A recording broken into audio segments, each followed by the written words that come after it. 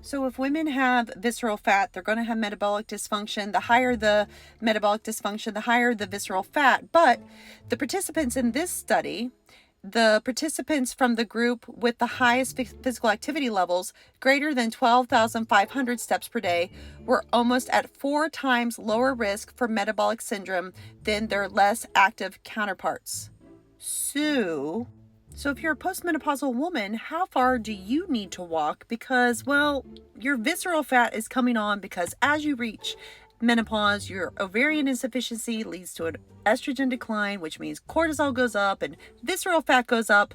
And everyone knows that menobelly and all the metabolic stuff that happens. I'm Dr. Wendy. I'm a physical therapist. I talk to women all day about things that we can do to change our bodies for good. And lately I've been talking about your steps and walking. Yes, I know at one point 10,000 steps was an arbitrary number, but as a woman who takes care of women 40 plus, 10,000 steps seems to be kind of a big deal, even upwards towards 15. I'm going to be real honest, but let me show you something.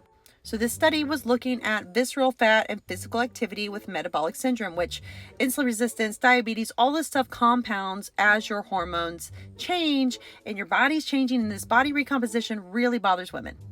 An increased level of visceral fat is a strong risk factor for metabolic syndrome in postmenopausal women. However, high levels of regular physical activity above the threshold of 12,500 steps may substantially reduce it.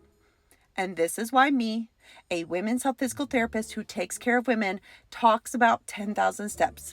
And now I know every time I say 10,000 steps, I get roasted. Guess what? If you're a postmenopausal girly with visceral fat, I'm not going to say 10 anymore. I'm going to say 12,500 steps per day may substantially reduce your visceral fat and decrease your metabolic syndrome. Walking is pretty cool.